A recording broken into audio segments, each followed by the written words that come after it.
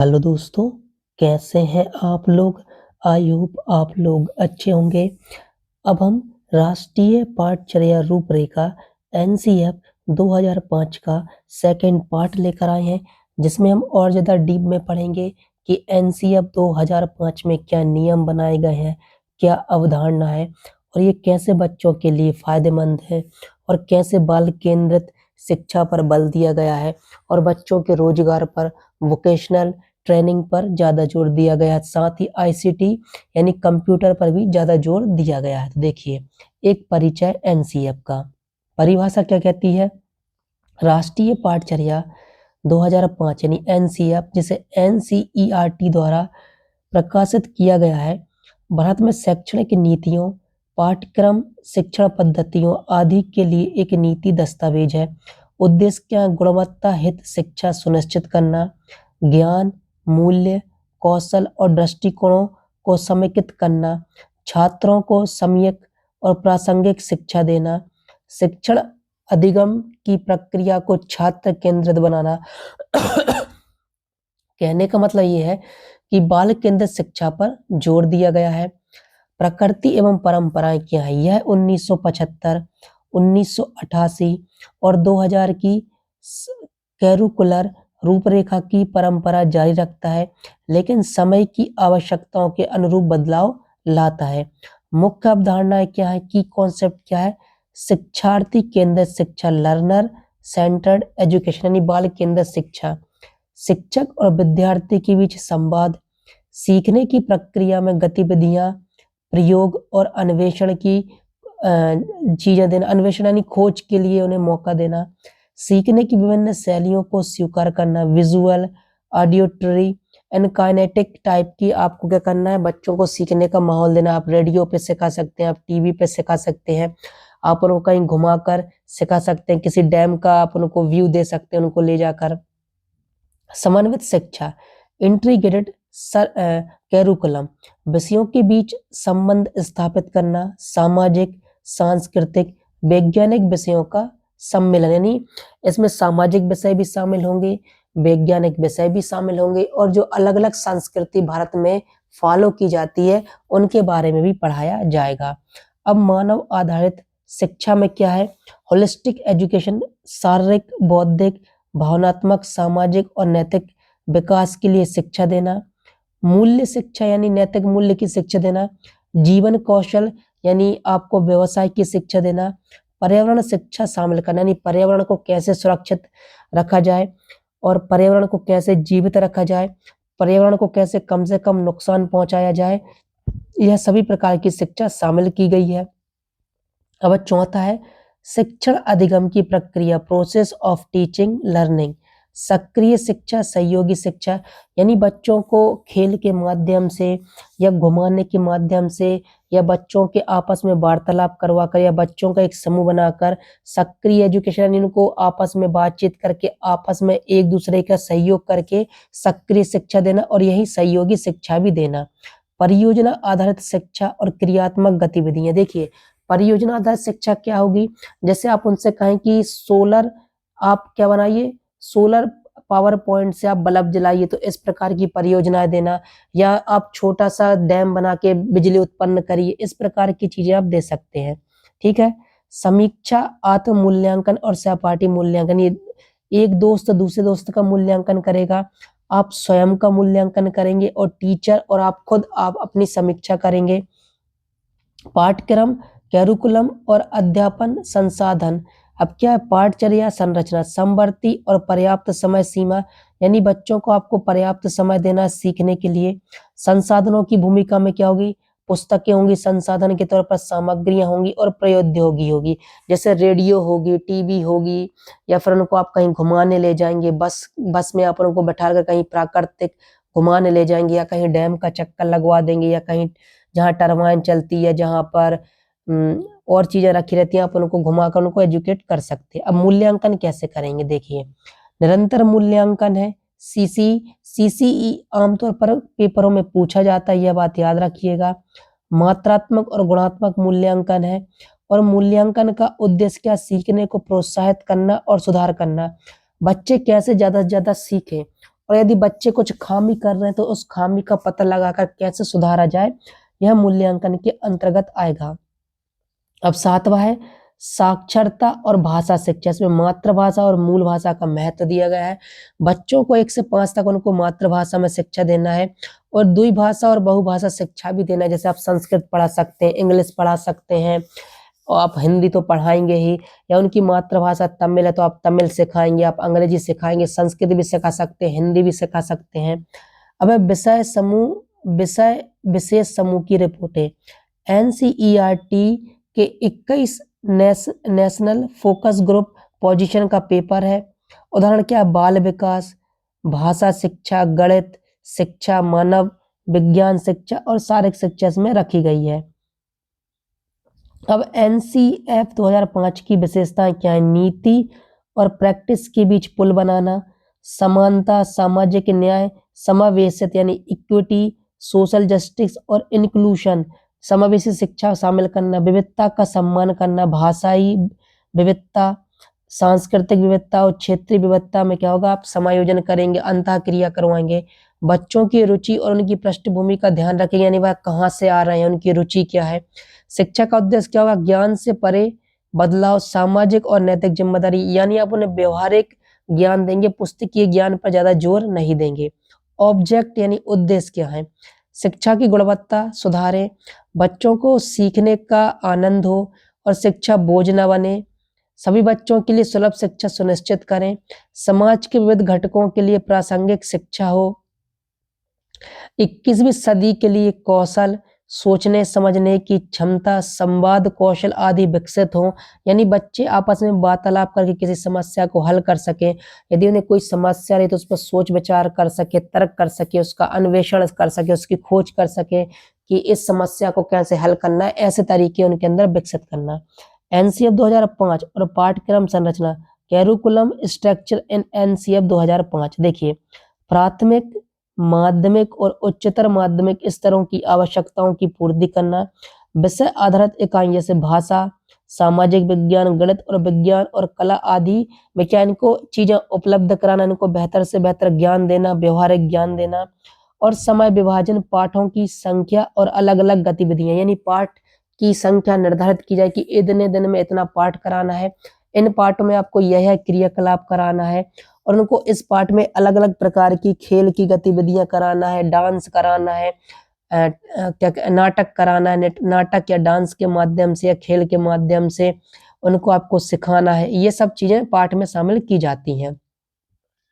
अब शिक्षण अधिगम की प्रक्रिया, टीचिंग लर्निंग प्रोसेस, शिक्षा की गतिविधियां, प्रयोग, प्रकल्प, गतिविधि आधारित अध्यापन, शिक्षक की भूमिका, मार्गदर्शक, सहायक, संसाधन, व्यक्ति, यानी बच्चों को यह संसाधन टीचर उपलब्ध कराएंगे और संसाधनों का कैसे उपयोग करना है उसका भी उनको चीजें कराएंगे। कक्षा प्रबंधन, बच्चों के बीच सहभागिता, समूह कार्य और सहकर्मी शिक्षण भी इसमें रहेगा। मूल्यांकन और परीक्षा प्रणाली, असेसमेंट एंड एग्जामिनेशन सिस्टम, यानी आप बच्चों का मूल्यांकन कैसे करेंगे और उनकी परीक्षा कैसे लेंगे। निरंतर और समग्र मूल्यांकन यानी सीसीई करेंगे। फॉर्मेटिव और समेटिव मूल्यांकन करेंगे आप। आत्म मूल्यांकन और सहपाठी मूल्यांकन को बढ़ावा देंगे। वर्णनात्मक टिप्पणियां यानी डिस्क्रिप्टिव फीडबैक भी आप देंगे, यानी आप लिख के बताएंगे कि इनको क्या समस्या है, इस समस्या को कैसे हल करना है, आप ये चीजें बताएंगे। एनसीएफ 2005 के विषय विशेष निर्देश, सब्जेक्ट स्पेसिफिक गाइडलाइंस। अब देखिए इसमें क्या है, भाषा यानी लैंग्वेज, मातृभाषा का प्रयोग, भाषा अधिग्रहण और भाषा शिक्षण की विधियां, यानी आप अलग अलग शिक्षण विधियों के द्वारा सिखाएंगे। आगमनात्मक विधि अपनाएंगे, निगरात्मक विधि अपनाएंगे, खेल विधि अपनाएंगे, प्रयोगात्मक विधि अपनाएंगे। ठीक है। अब है मैथमेटिक्स, देखिए अब गणित में क्या करेंगे, अनुभवनात्मक शिक्षा देंगे, अवधारणाओं पर जोर देंगे, समस्या हल करने की विधियां आप उनको बताएंगे। विज्ञान में क्या होगा, प्रयोग कराएंगे, पर्यवेक्षण कराएंगे, वैज्ञानिक सोच को प्रेरित करना कि इस प्रकार यह कार्य करता। सामाजिक विज्ञान में क्या करेंगे, इतिहास यानी हिस्ट्री के बारे में बताएंगे, भूगोल जियोग्राफी के बारे में बताएंगे, नागरिक शास्त्र, समाज, सामाजिक न्याय और पर्यावरण की चेतना बच्चों के अंदर विकसित करेंगे। अब देखिए समावेशी और विशेष शिक्षा क्या है, इंक्लूसिव एंड स्पेशल एजुकेशन, विभिन्न क्षमताओं वाले बच्चों के लिए शिक्षा के अवसर उपलब्ध कराना, लैंगिक समानता, आदिवासी, पिछड़ी जातियां और विकलांगता आदि की स्थिति उनको बताना, बैरियर्स ऑफ लर्निंग यानी कि जो अवरोध रहते हैं सिखाने में उनको कैसे आप दूर करेंगे।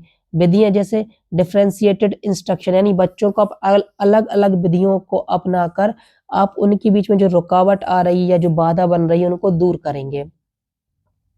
शिक्षा और समाज संबंध यानी एजुकेशन और सोसाइटी कैसे आपस में मिलेंगी।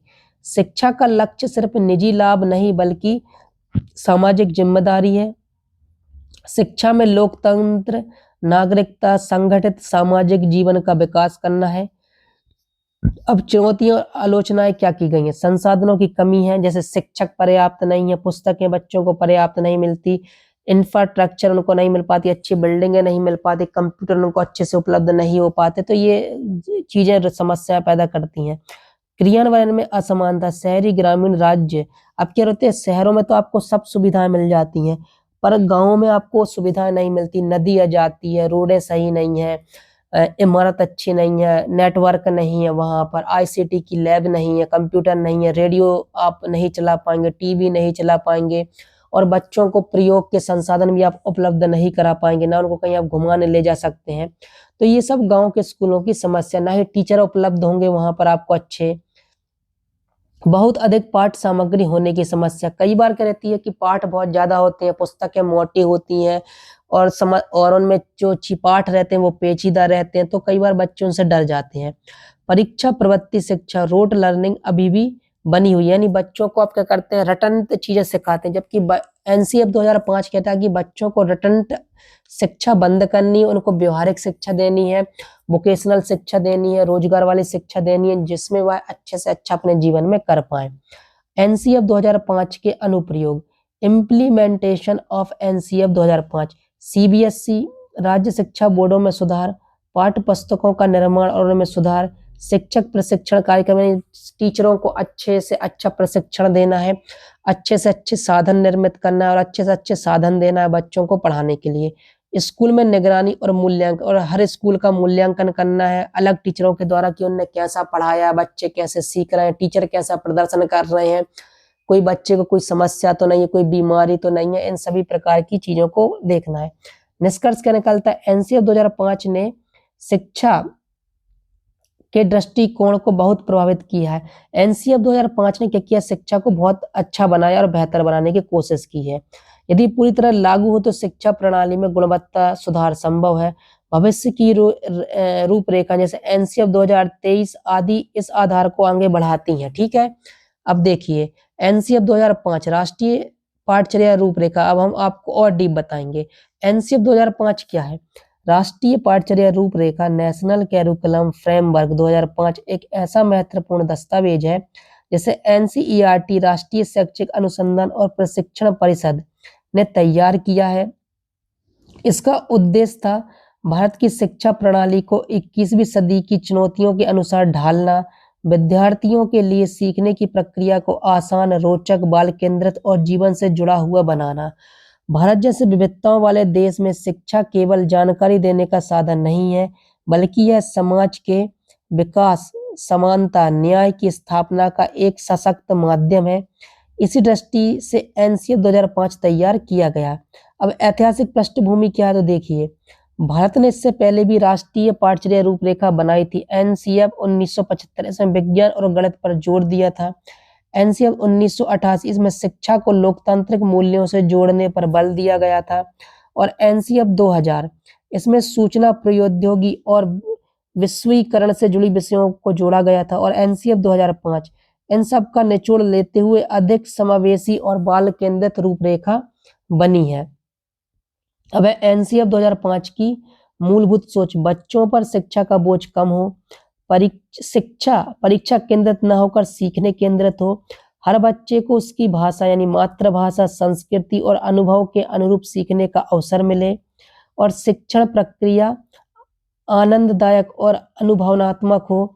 शिक्षा का उद्देश्य केवल रोजगार न होकर मानव मूल्य और सामाजिक उत्तरदायित्व भी हो।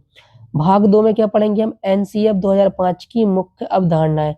पहला है शिक्षार्थी केंद्रित यानी बाल केंद्रित। शिक्षा का केंद्र बच्चा है, ना कि शिक्षक या पुस्तक।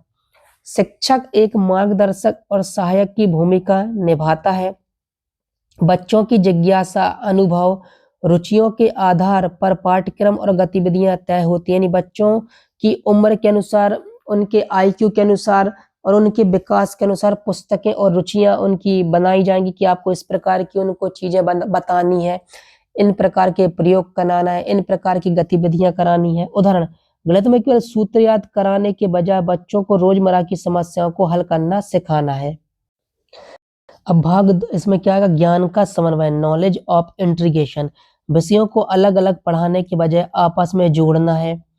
विज्ञान, सामाजिक विज्ञान और पर्यावरण शिक्षा को आपस में जोड़ना है। उदाहरण, जल पर अध्याय में विज्ञान, जल चक्र, भूगोल में नदी और झील, सामाजिक विज्ञान में जल संकट और गणित में पानी की मात्रा को शामिल करना। यानी इस प्रकार की क्रिया विधि और इस प्रकार के पाठ शामिल किए जाएंगे जो व्यवहारिक जीवन में क्या हो, सम्मिलित हो।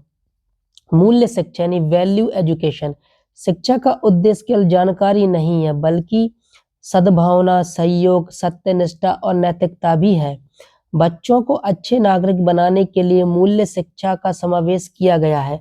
यानी उनके अंदर नैतिक गुणों का विकास किया जाए, जिससे वह देश का विकास करें और समाज का विकास करें। समावेशी शिक्षा यानी इंक्लूसिव एजुकेशन। हर बच्चा, चाहे किसी भी जाति, लिंग, भाषा या विशेष आवश्यकता वाला क्यों न हो, शिक्षा का अधिकार रखता है। विशेष आवश्यकता वाले बच्चों के लिए इंक्लूसिव क्लासरूम पर जोर दिया गया है। जैसे कुछ बच्चे होते हैं जो प्रॉपर तरीके से नहीं लिख पाते हैं, ना ही बोल पाते हैं, ना ही चीजों को समझ पाते, तो उनके लिए विशेष कक्षाओं का और विशेष टीचरों का चीजें भी हैं। जैसे आप म्यूजिक टीचर देखते होंगे, या फिर डांस टीचर देखते होंगे, या फिर खेल का टीचर देखते होंगे। ये भी बच्चों के एनसीएफ के अनुसार और बच्चों को बेहतर बनाने के लिए है। अब भाषा का महत्व, बच्चे की मातृभाषा या स्थानीय भाषा में शिक्षा देना सर्वोत्तम है। इससे बच्चा का सहज रूप से सीख पाता है। दूसरी भाषा जैसे अंग्रेजी, हिंदी धीरे धीरे सिखाई जानी चाहिए। यानी बच्चे को सबसे पहले आप शुरुआती में उनको क्या करेंगे, मातृभाषा में एजुकेशन देंगे। यदि हिंदी है तो हिंदी बताएंगे, उर्दू है तो उर्दू बताएंगे, असम है तो असमी भाषा में बताएंगे, तमिल है तो तमिल भाषा में बताएंगे, तेलुगु है तो तेलुगु भाषा में बताएंगे, गुजराती है तो गुजराती भाषा में, अपनी मातृभाषा में शिक्षा देंगे। अब निरंतर और समग्र मूल्यांकन सीसी। बच्चों का मूल्यांकन केवल साल के अंत की परीक्षा से न होकर पूरे साल चलने वाली गतिविधियों, व्यवहार और सीखने की प्रक्रिया से हो। गुणात्मक यानी क्वालिटेटिव और मात्रात्मक यानी क्वांटिटेटिव दोनों मूल्यांकन शामिल है। परीक्षा में तनाव कम हो, सीखने की प्रक्रिया पर ध्यान दिया जाए। अब गतिविधि आधारित शिक्षण में क्या रहेगा, शिक्षा केवल किताब पढ़ने लिखने तक सीमित न होकर प्रयोग, परियोजना, खेल और समूह कार्य के माध्यम से हो। उदाहरण, पौधे के बारे में किताब में पढ़ाने के बजाय बच्चों को पौधा लगवाना और उनकी देखभाल करना शामिल है। ठीक है, जैसे आप कहें एक बच्चे से कहें कि आप बीज लीजिए, बीज को मिट्टी में बोइए और उसका कुछ दिन तक देखिए वो कैसे बढ़ता है, तो बच्चे इन चीजों के द्वारा ज्यादा बेहतर तरीके से क्या करते हैं, सीखते। देखिए एनसीआर 2005 की राष्ट्रीय पाठ्यचर्या रूपरेखा 2005 की विशेषताएं और उद्देश्य क्या है। देखिए, चूंकि मैं आपको ये पहले भी पढ़ा चुका हूं, लेकिन इसमें थोड़ा मैं आपको ज्यादा डीप बता पाऊंगा। यदि आपकी इच्छा हो तो आप आगे कर की वीडियो भी देख सकते हैं। ठीक है, अब बाल केंद्रित शिक्षा पर जोर। शिक्षण प्रक्रिया का केंद्र बच्चा है। शिक्षक का कार्य ज्ञान थोपना नहीं, बल्कि ज्ञान निर्माण की प्रक्रिया में सहयोग करना है। बच्चे के अनुभव, जिज्ञासा और वातावरण के अनुसार शिक्षण होना चाहिए। शिक्षा को बोझ मुक्त बनाना है। लर्निंग विदाउट बर्डन यानी बोझ मुक्त शिक्षा इसका मुख्य नारा है। पुस्तकों में कठिन रटने वाले विषयों को कम करना है। गतिविधियां और प्रोजेक्ट कार्यों से सीखने को प्रोत्साहित करना है। अब समावेशी शिक्षा यानी इंक्लूसिविटी, सभी बच्चों के लिए शिक्षा, चाहे वह ग्रामीण क्षेत्र के हों या शहरी हों या गरीब हों या विशेष आवश्यकता वाले बच्चों, सभी को एक साथ आपको शिक्षा देनी है। किसी के साथ भेदभाव नहीं करना है किसी भी तरीके से। शिक्षा में लैंगिक समानता, जातिगत समानता और सामाजिक न्याय सुनिश्चित करना है। ज्ञान का निर्माण, नॉलेज ऑफ कंस्ट्रक्शन, ज्ञान स्थिर नहीं है, यह निरंतर बदलता है। बच्चे स्वयं सीखने के दौरान ज्ञान का निर्माण करते हैं। शिक्षक का यह शिक्षक को यह प्रक्रिया सुविधाजनक बनानी चाहिए। अब है बहुभाषिता, यानी जो मल्टी लैंग्वेज होती है उसके बारे में क्या दिया गया है। मातृभाषा को प्राथमिकता देना, दूसरी भाषाओं को धीरे-धीरे शामिल करना, यानी आप 1 से 5 तक उनको मातृभाषाओं में सिखाएँगे, फिर जैसे वो 6वीं, 7वीं, 8वीं में आएँगे तो आप उन्हें अंग्रेजी सिखा सकते हैं, हिंदी सिखा सकते हैं, तमिल, तेलुगु, मलयालम सब लैंग्वेज आप उनको धीरे-धीरे सिखा सकते हैं। इससे बच्चे में संज्ञानात्मक क्षमता और संवेदनशीलता दोनों बढ़ती है। अब है गतिविधि और अनुभव आधारित शिक्षा। कक्षा केवल 4 दीवारी तक सीमित नहीं होनी चाहिए, यानी बच्चों को उनको व्यावहारिक ज्ञान देना चाहिए और है ना, उनको कहीं ले जाकर उनको ज्ञान देना चाहिए। चाहे आप उनको खेल के मैदान में दे सकते हैं, खेल के माध्यम से, प्रकृति भ्रमण दे सकते हैं, पार्क घुमा सकते हैं, म्यूज़ियम घुमा सकते हैं या कहीं पर प्रयोग होते हैं वो प्रयोगशाला घुमा सकते हैं। देखिए, बच्चों को भ्रमण, प्रयोग, खेल, कला और नाटक से सीखने के अवसर मिलने चाहिए। अब निरंतर एवं समग्र मूल्यांकन, परीक्षा का दबाव कम करना, वर्ष भर बच्चों को सीखने की प्रक्रिया का आकलन करना, केवल अंक या ग्रेड न देकर गुणात्मक प्रतिक्रिया देना, यानी आप उनको इस प्रकार का एजुकेशन दें जिससे उनके क्या हो, उनके दिमाग का विकास हो, उनका मैच्योरिटी बढ़े, उनकी तर्क शक्ति बढ़े, उनकी समस्या समाधान की क्षमता बढ़े, ये गुणात्मक कहलाता है। ठीक है? लोकतांत्रिक शिक्षा, शिक्षा के माध्यम से लोकतांत्रिक के मूल्यों को मजबूत करना, विद्यालयों को लघु लोकतंत्र बनाना जहां हर बच्चे को बोलने, सोचने और भागीदारी का अवसर हो। अब विविधता का सम्मान क्या है, देखिए, बच्चे की भाषाई, सांस्कृतिक, सामाजिक और भौगोलिक विविधता को स्वीकार करना, यानी बच्चे जिस भी समूह से आ रहे हैं, जहाँ से भी आ रहे हैं, उनको बेहतर एजुकेशन देना है, उनमें किसी प्रकार का भेदभाव नहीं करना है। हर राज्य और क्षेत्र की आवश्यकताओं के अनुसार शिक्षा में लचीलापन रखना, यानी बच्चों के अनुसार उसमें लचीलापन हो। कभी आप उनको थोड़ा-सा कठिन पढ़ा दें, कभी आप उनको लचीला पढ़ा दें, कभी आप उनको भ्रमण पर ले जाएँ, इस प्रकार की शिक्षा आप उनको देंगे। एनसीएफ 2005 के उद्देश्य, बच्चों में सोचने-समझने की क्षमता का विकास करना। केवल जानकारी याद करना पर्याप्त नहीं है, बच्चों को विश्लेषण, आलोचनात्मक सोच और समस्या समाधान की क्षमता आनी चाहिए। ज्ञान और जीवन के बीच संबंध स्थापित करना, यानी उनके जीवन में ज्ञान का कितना महत्व, इस ज्ञान के द्वारा वह जीवन में क्या हासिल कर सकते हैं, देश को और समाज को कैसे आगे बढ़ा सकते हैं, उसका ज्ञान भी देना जरूरी है। पढ़ाई का संबंध जीवन से जोड़ना, उदाहरण, गणित केवल किताब तक सीमित न रहकर बच्चों के दैनिक जीवन की समस्याओं से जुड़ा हो। समाज में समानता और न्याय स्थापित करना, शिक्षा का उद्देश्य केवल व्यक्तिगत विकास नहीं बल्कि सामाजिक विकास करना है, देश का विकास करना है। हाशिए पर खड़े समुदायों का शिक्षा तक पहुंचना, कई बार क्या होते हैं, कई जगह शिक्षा या विद्यालय उपलब्ध नहीं हो पाते हैं जिससे बच्चे नहीं पढ़ पाते हैं, तो हर जगह, चाहे जगह जंगलों के बीच हो, चाहे वो जगह शहर से कितने ही दूर हो, चाहे वो कितना ही सुनसान इलाका हो, हर बच्चे को आपको क्या करना है, शिक्षा देना है। मूल्य शिक्षा और नैतिक शिक्षा देना, शिक्षा के माध्यम से बच्चों में सहयोग, करुणा, सत्यनिष्ठा और ईमानदारी जैसे गुण विकसित करना है। बच्चों को नैतिक शिक्षा देनी है जिससे समाज और देश बेहतर हो सके। सृजनात्मकता यानी क्रिएटिविटी को प्रोत्साहित करना, बच्चों में कल्पना शक्ति, कला, नवाचार को बढ़ावा देना। रोट लर्निंग, रटने की प्रवृत्ति को हतोत्साहित करना, यानी आपको रटने की प्रवृत्ति कम रखना है और बच्चों को व्यवहारिक ज्ञान ज्यादा देने हैं। जीवन कौशल का विकास करना, आत्मनिर्भरता, आत्मविश्वास, संवाद कौशल, पर्यावरणीय संवेदनशीलता और टीम वर्क जैसी क्षमताएं विकसित करना है। शिक्षक की भूमिका को पुनर्भाषित करना, शिक्षक ज्ञानदाता न होकर सहयोगी, मार्गदर्शक और प्रोत्साहक होता है। ये बात आप याद रखिएगा क्योंकि कई बार आपसे केवीएस के इंटरव्यू में इस टाइप के क्वेश्चन पूछे जा सकते हैं या आपको सीटीईटी के पेपर में आप इस प्रकार के क्वेश्चन दे सकते हैं। जो शिक्षक होता है वो ज्ञानदाता न होकर सहयोगी होता है, मार्गदर्शक होता है और प्रोत्साहक बच्चों को बनाते हैं, यानी बच्चों को मोटिवेट करते हैं। अब समग्र विकास, होलिस्टिक डेवलपमेंट, शारीरिक, मानसिक, भावनात्मक, सामाजिक और नैतिक हर पहलू का विकास बच्चों के अंदर करना है। बच्चों का बेहतर शारीरिक विकास भी करना है, मानसिक विकास भी बेहतर करना है, भावनात्मक विकास भी बेहतर करना है जिससे वो हर प्रकार के इमोशन का, भावनाओं का सामना कर सकें। सामाजिक और नैतिक मूल्यों का विकास करना है जिससे वह समाज को, देश को बेहतर बना सके। समाज में जो चल रहे अंधविश्वास है उनको दूर कर सकें।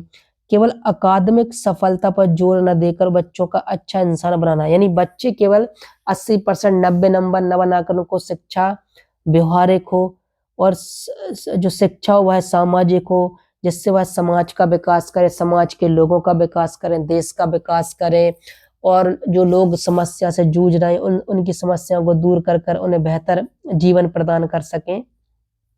अब है पाठ्यक्रम संरचना और मूल्यांकन प्रणाली, यानी किस प्रकार की पाठ्यक्रम संरचना बनाई गई है एनसीएफ 2005 में, हम वह देखेंगे। देखिए पाठ्यक्रम संरचना कैरिकुलम स्ट्रक्चर इन एनसीएफ 2005 में किस प्रकार की, देखिए एनसीएफ 2005 के पाठ्यक्रम में इस प्रकार व्यवस्थित किया गया है कि सीखने की प्रक्रिया को सहज, बोझ मुक्त, बाल केंद्रित और जीवन से जुड़ा हुआ बना सकें।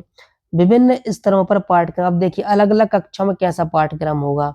तो पहला है प्राथमिक स्तर पर पाठ्यक्रम कक्षा 1 से 5, शिक्षा बच्चों की मातृभाषा व स्थानीय भाषा में हो, भाषा, गणित, पर्यावरण अध्ययन, कला, स्वास्थ्य और खेल पर जोर वाली शिक्षा हो, किताबों से अधिक गतिविधियां, कहानियां और खेल से सिखाना हो, जॉयफुल लर्निंग पर बल दे, यानी बच्चे आनंद के द्वारा, खेल के द्वारा, मस्ती के द्वारा और हंस हंस के वह चीजों को सीख पाए।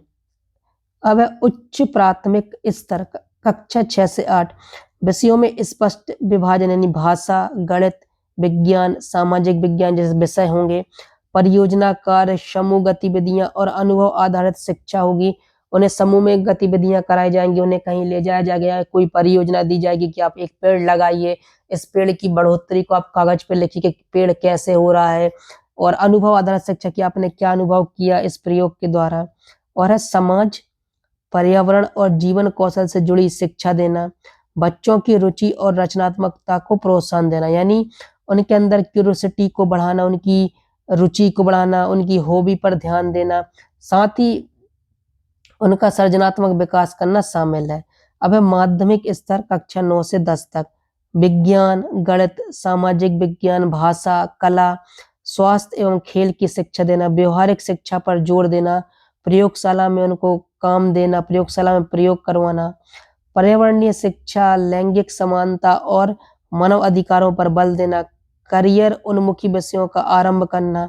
अब उच्चतर माध्यमिक स्तर कक्षा 11 और 12 के लिए क्या शिक्षा है, विषय चयन की स्वतंत्रता है उसमें, आप विषय चयन कर सकते हैं, कला, वाणिज्य, विज्ञान धाराओं में विशेषज्ञता, यानी जिन्हें कला का अच्छा ज्ञान है, जिन्हें वाणिज्य का अच्छा ज्ञान है, जिन्हें मैथ्स कॉमर्स का ज्ञान है, या फिर हम कहें फिजिक्स का अच्छा नॉलेज है, केमिस्ट्री का अच्छा नॉलेज है, मैथ्स का अच्छा नॉलेज है, ऐसे लोगों से पढ़वाना, ऐसे लोगों को अपने ग्रुप में शामिल करना, स्कूल में शामिल करना, जिससे वह बच्चों को बेहतर गाइड कर सकें।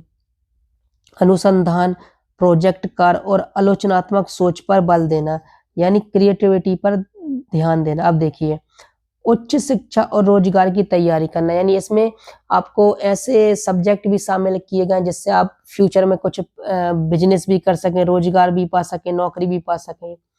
अब है पाठ्यक्रम के मुख्य घटक, अब है भाषा यानी लैंग्वेज, मातृभाषा, स्थानीय भाषा का महत्व है, 3 भाषा सूत्र पर बल दिया गया है, भाषा को ज्ञान अर्जन और संप्रेषण का साधन माना गया है।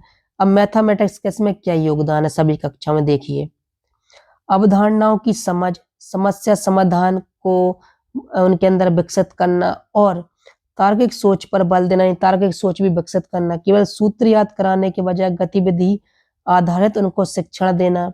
अब विज्ञान का क्या योगदान है अलग अलग कक्षाओं में, प्रयोग शामिल है, पर्यवेक्षण शामिल है, वैज्ञानिक दृष्टिकोण बच्चों में हमें विकसित करना होगा, और क्या है, क्या, कैसे और क्यों के प्रश्नों को प्रोत्साहित करना है कि बच्चे इस प्रकार के क्वेश्चन को पूछें। और देखिए अब सामाजिक विज्ञान का क्या योगदान है अलग अलग कक्षाओं में, तो देखिए इतिहास, भूगोल, राजनीतिक विज्ञान और अर्थशास्त्र के बारे में जानकारी देना, इनसे क्या आपको रोजगार मिलेंगे, इनका जीवन में क्या उपयोग है, इन चीजों के बारे में भी आपको शिक्षा देना। इंडिया की हिस्ट्री क्या है, इंडिया की भूगोल क्या, जियोग्राफी क्या, इंडिया की राजनीतिक व्यवस्था कैसी है, हम कैसे अर्थशास्त्र के नियमों को फॉलो करते हैं, इन चीजों की जानकारी अपने व्यवहारिक जीवन में भी और पेपरों के माध्यम से भी, पुस्तकों के माध्यम से भी, यूट्यूब के माध्यम से भी, रेडियो के माध्यम से और किसी विशेषज्ञ टीचर को बुलाकर या व्यक्ति को बुलाकर बच्चों को भी बतलाना। सामाजिक न्याय, समानता, पर्यावरणीय संतुलन पर जोर देना। अब कला शिक्षा यानी आर्ट का क्या योगदान है? चित्रकला, संगीत, नाटक, नृत्य के माध्यम से सृजनात्मकता को बढ़ावा देना, बच्चों में संवेदनशीलता और सौंदर्य बोध का विकास करना। अब स्वास्थ्य एवं शारीरिक शिक्षा, खेल, योग, व्यायाम और स्वास्थ्य संबंधी जागरूकता को बढ़ाना, मानसिक स्वास्थ्य पर भी जोर देना, बच्चों का हेल्थ कैसी रहे। अब है कार्य शिक्षा एवं व्यावसायिक शिक्षा, वर्क एंड वोकेशनल एजुकेशन। देख सकते हैं कि आजकल वोकेशनल एजुकेशन पे बहुत ज्यादा गवर्नमेंट या लोग जोर दे रहे हैं, टीचर भी जोर दे रहे हैं। हाथों से काम करके सीखना, व्यवहारिक कौशल का विकास करना। अब पाठ्य पुस्तकें और संसाधन का क्या महत्व है? एनसीएफ 2005 के अनुसार पाठ्य पुस्तकें केवल ज्ञान का स्रोत नहीं बल्कि सीखने का साधन है। किताबें रोचक, चित्रात्मक और संवेदात्मक होनी चाहिए। आईसीटी, सूचना एवं संचार तकनीकी और स्थानीय संसाधनों का उपयोग को बढ़ाया जाए। अब मूल्यांकन प्रणाली। दोस्तों, अब हम अगली वीडियो में मूल्यांकन प्रणाली पढ़ेंगे, जिसमें हम इसका पार्ट 3 लेके आएंगे। इसके कई पार्ट आएंगे, तो आप धीरे धीरे पढ़ते रहिए। मैंने कैसा पढ़ाया कमेंट बॉक्स में जरूर बताएं। मैंने अच्छा पढ़ाया, खराब पढ़ाया। यदि मैंने खराब पढ़ाया तो वो भी बताइए कि मैंने क्या गलती की, मैं और कैसे आपको बेहतर नोट्स उपलब्ध करा सकूं और आपको बेहतर वीडियो उपलब्ध करा सकूं। नमस्ते दोस्तों।